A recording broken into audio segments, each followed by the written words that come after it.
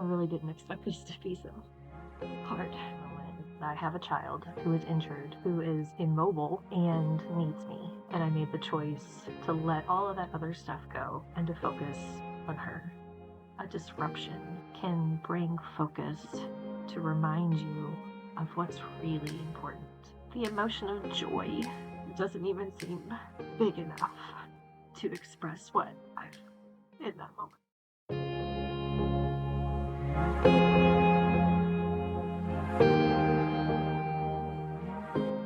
Hello and welcome to episode 5 of Piece by Pieces. I'm your host, Ashley Hunt. Welcome.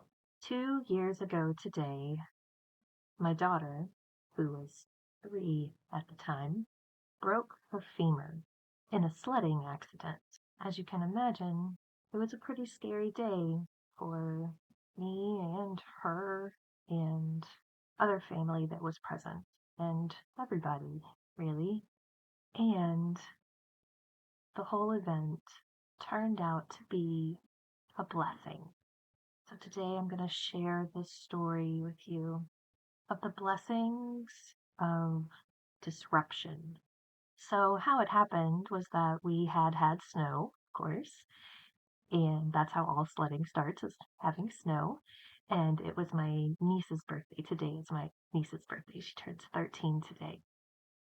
2 years ago, she was turning 11. And my daughter and I were going to meet up with them to go sledding and to celebrate her birthday.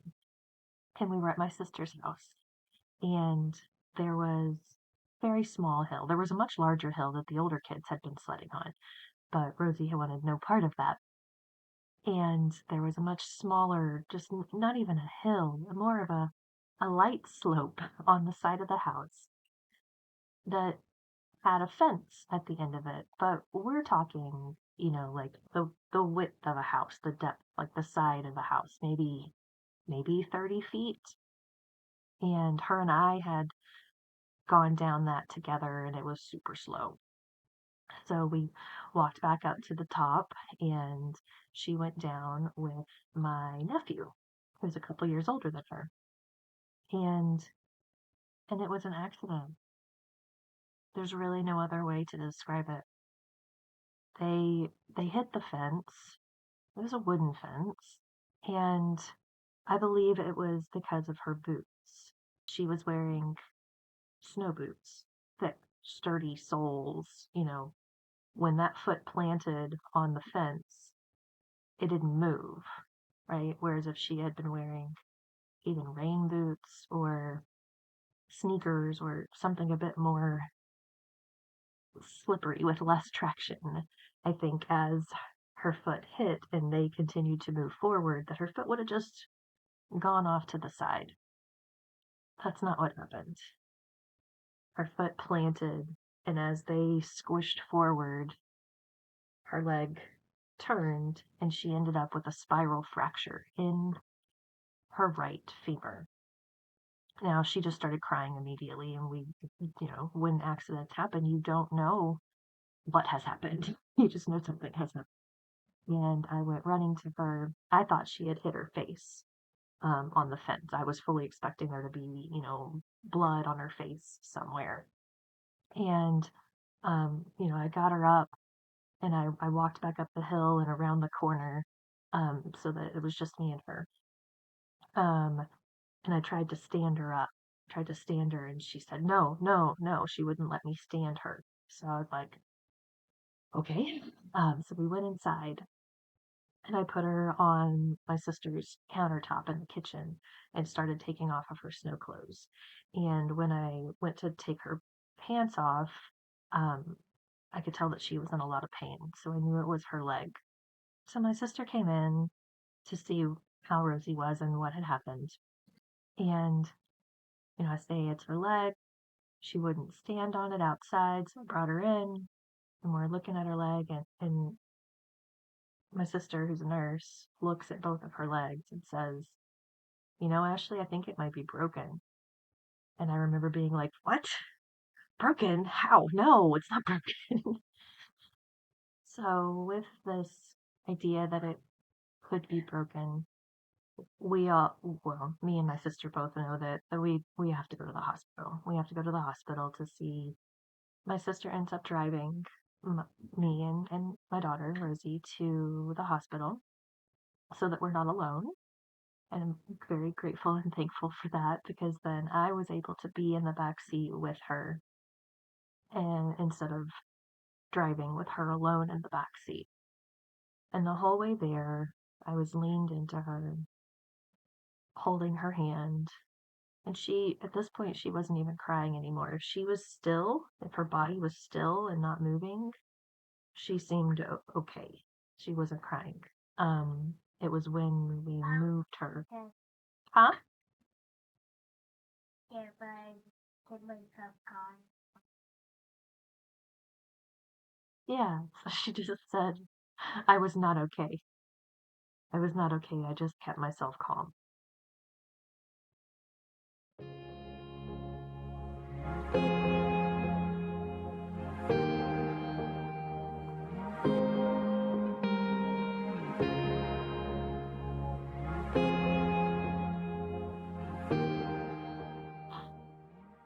So, because my sister volunteered to drive us to the hospital, I was able to be in the back seat with her for the whole ride over there. And the whole ride over, I was leaned into her and holding her hand and holding her other leg and just reassuring her that everything will be okay. Everything will be okay. We'll find out what's wrong. We'll find out what's happened and we'll fix it. We'll fix it. The doctors will find out what's wrong. The doctors will fix, we'll do whatever we need to, and it'll all be okay. And to just breathe and breathe and breathe. I think that was for the both of us. That was for the both of us. But I just kept reassuring her and myself. So we get to the hospital. They take an x-ray. It's broken. Big spiral fracture right in the middle of her femur. And I have never broken a bone in my entire life. So it was completely new. Huh? What's her?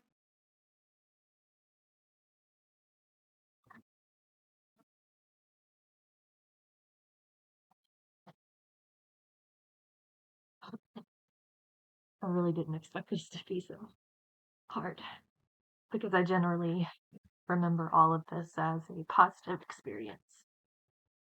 But that night was really scary and hard. So we find out that it's broken. And the hospital that we went to doesn't have an orthopedic department, so we have to transport her to the other children's hospital that does have an orthopedic department. So they arrange for transport and they've stabilized it in kind of like a temporary. So we rode in an ambulance to the other hospital. It was about 20 minutes away. And they got us in there and we saw the orthopedic team and they made a plan that we would have to stay the night there. We would admit her into the hospital, get her set up with traction, which is something I had only seen in movies. I don't know, in movies you see it like people kind of like with their arms and their legs up in the air and they're on this like apparatus with weights and they can't move around. There's probably a specific movie that I have in mind. I don't know what it is though. Um, but it was just they had stabilized her leg, but to try to prevent the bones from like overlapping, they had a small weight on the end to kind of hold her leg. It was hurting. This was that it was hurting you more than it hurted the first day. Yeah, that makes sense, maybe. That's why it was not used to be stitched out. Yeah. She said that hurt.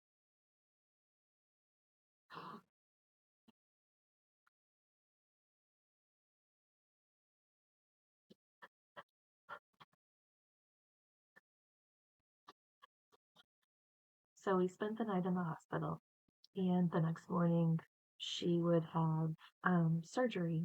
And not, it really wasn't surgery, but to get her into her cast they had to put her under general anesthesia so that they could get her in the cast without being in pain. Um, that's a thing. And back then, I had just gotten this tattoo. The tattoo on my left ring finger, and it's for those of you listening on the podcast, it is a like if you had a string tied around your finger. And it's a reminder to myself to take care of myself. Um, I had just gotten this a couple of weeks before this incident, and before they took her um, to put her under anesthesia and to put her cast on, she had me find a pen and draw one on her finger. It totally comes off. And it totally come off. So when she came out of surgery from the operating room, she had what they call a spica cast. And this spica cast is a body cast, and the cast went all the way down her right leg, the one that was broken, and went up around her waist, and then down her other leg to her knee.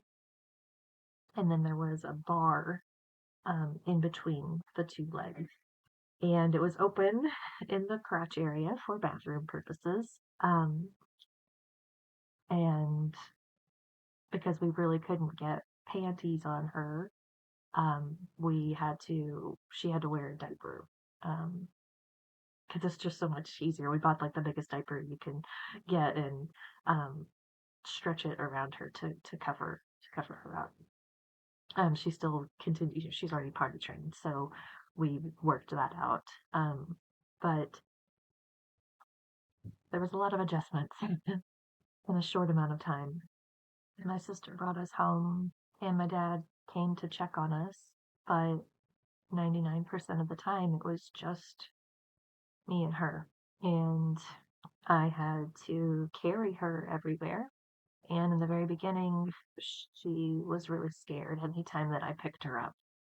It was a process of her learning to trust me, learning to trust that I could pick her up, learning to trust that I could hold her and not drop her, learning to trust that I could pick her up and move her around without causing pain.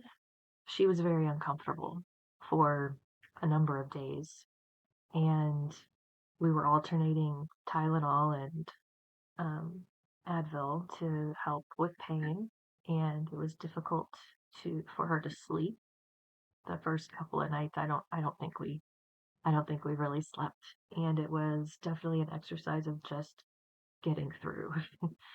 And it was a trial and error process of pillows and stuffed animals, and eventually like a big foam triangle thing, trial and error of how she could be comfortable so that she could rest and that I could rest. But definitely that first week that we were home, neither one of us were sleeping much.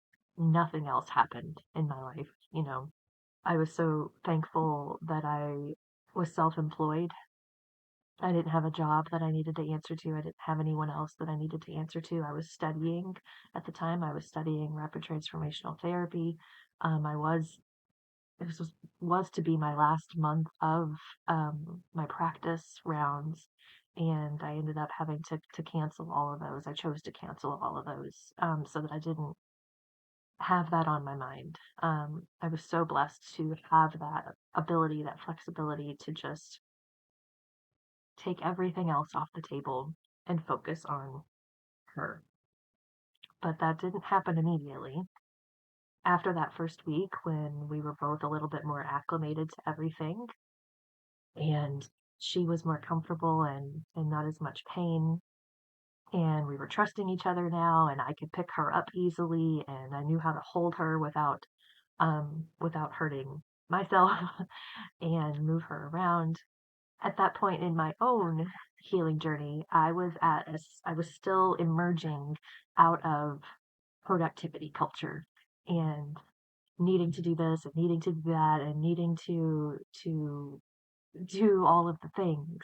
I was still breaking free of those constraints. And this whole event helped me do that because at some point there was a realization of whatever external things that I think I need to be doing. The truth of the matter right now in this present moment is that I have a child who is injured, who is immobile, and needs me. And I made the choice to let all of that other stuff go and to focus on her.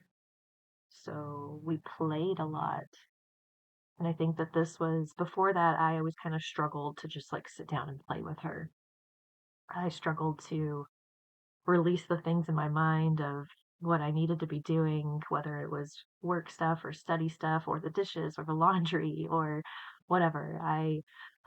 Up until that point, I had struggled to just surrender to play with her, surrender to the present moment of being with her and letting her lead the way in creative and inventive play and um, role play and making up stories and pretend and all of that stuff. I had, up until that point, I had really struggled with that. Even though I wanted it, I wanted to. I would often be like, why can't I just, I want to play with her. I want to connect with her. Why can't I do that? And this was a big catalyst to be like, nothing else matters except for her and I right now. Nothing else matters. No one else matters. It's just me and her. Focus on her.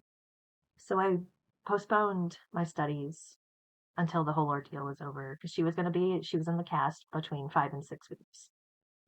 And I postponed my studies. I postponed any business activity that I was doing. Um, we ended up getting a really bad ice storm and we didn't even leave the house for 2 weeks. And then we did start to, I know we went for a walk outside in the snow one day. We did adventures like into big box stores where I could put her in a wagon and just like pull her around. Um, and we figured it out. She's such an inspiration. I was really active on one of my other channels at the time. So there's a series of videos on there from this time when she's in her cast, and we're just living life and doing the best that we can. And more of the story there and getting the cast off and everything. It's a beautiful story that I go much more in depth on those others. I'll link the playlist up here and I'll link it in the description to this podcast or video. Um, but it turned out to be this beautiful opportunity, a a disruption of normal life to really focus on what is important, to focus on non-negotiable importances. Because we can place importance on a lot of things, but when it comes down to the foundational things, there are few. And a disruption can bring focus to remind you of what's really important in whatever phase of life that you're in. So, this whole event that lasted for really 2 months was such an inspiration. They said that she should be able to walk in the cast, but I think it was too low on her ankle and it hurt to stand up. But she would definitely kind of like she would stand up in it. She wouldn't walk. She could lift herself up. She could crawl. She would like do this army crawl. We would have crawling races in the house. And it was just so much joy and connection that happened during that time because I let everything else go and chose to focus, got to focus only on her and me. To witness her courage and bravery when we went to get the cast off. Because it doesn't hurt, but it's loud, very loud saw to get it off. And then, of course, she's kind of like noodly under there. You know, the leg hasn't been used in 5 weeks. The muscles are thinner. Um, it was we say relearning how to walk, learning to walk again. She didn't forget how to walk right? This is a whole another opportunity to really examine our language, the words that we use. She didn't forget how to walk. What she was actually doing was regaining the strength and flexibility and mobility of her leg so that she could walk. And it was amazing to watch that process. And it was so joyful because every new little movement she was able to do, Mommy, look what I can do. Mommy, look at this, um, was an occasion for gratitude and an occasion for celebration. And that brought so much joy to my life during that time to watch her grow and get stronger and be proud of herself. And I know one day she had stood up along the hallway and was kind of like wiggling down the hallway, holding on to the wall, but like kind of like inching her feet over like this. I thought it was going to be a really slow process for her to regain her strength and be able to walk again. So I was still carrying her a lot of places. I was carrying her everywhere. I was still carrying her, although it was much easier than with the cast. And one day we went to my sister's just to visit, and I was holding on to her hands and she walked across the yard to get to the front door. And I remember having the thought, we're still a couple of weeks, or at least like a week and a half, 10 days, something like that. We're still that far away from her walking. But later that day, during that visit at my sister's house, it was a beautiful spring day. So we were all outside and she was drawing with sidewalk chalk on the sidewalk. And she just stood up. And at that point she could stand up. She stood up and she started walking. And she started walking all on her own. And I caught it on video. And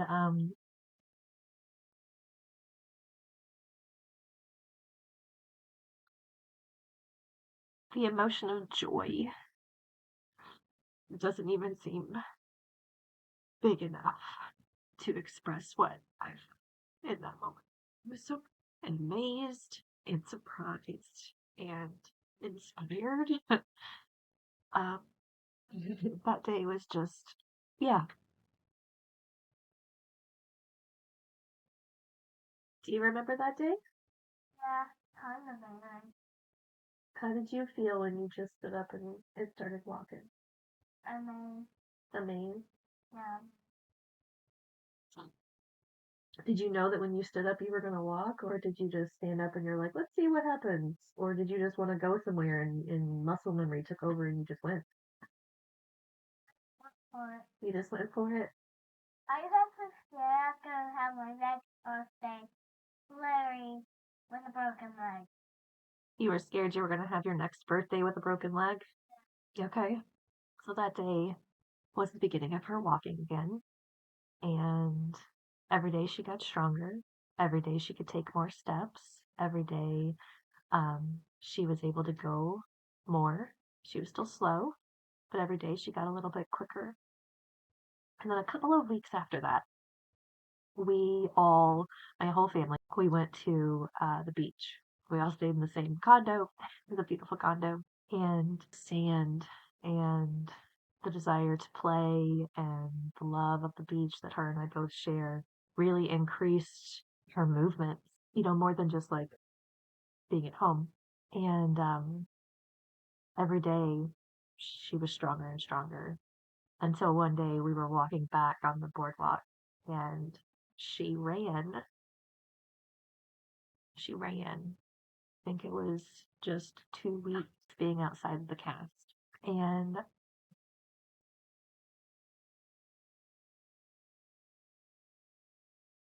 are there words for this feeling? This feeling of such joy, gratitude, and amazement, and being proud and happy, and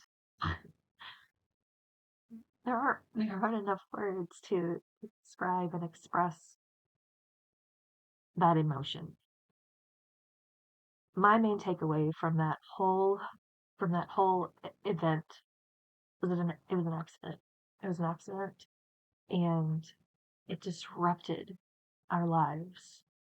And it was a disruption that was so needed because it stripped away all the things that don't really matter, all the things that are like bonus, all the things that are external, all the things that in our normal lives are the things that we focus on and that we put all of our time and energy and attention into. And it stripped all of that away and reminded me just like of the first weeks of her life when it was just me and her, focusing on me and her and me, and what her needs were, and being there for those needs, being fully present, surrendering completely to what she was asking of me, and that her well-being and my well-being are the foundational focus of this phase of motherhood for me. And through this disruption of life that was uncomfortable and scary and painful, through that, I was reminded of what was really important and brought back to the present moment, empowered with the ability to choose what was giving, to choose what would give us both life. Do you have a story like this? Do you have a story of something that seems like a bad thing that turns out to be a blessing in disguise? Do you have a story of that? Would love to hear it. And does your life feel like it needs a disruption? Does your life feel like it needs a disruption? Because maybe it's okay if it breaks. What if it's okay if it breaks? It is. It is okay. It is okay if it breaks. Thank you for listening or watching to this episode 5 of Piece by Pieces. Please consider giving us a like or subscribing or rating this podcast and following along on this journey of evaluating and examining the human experience. Thank you.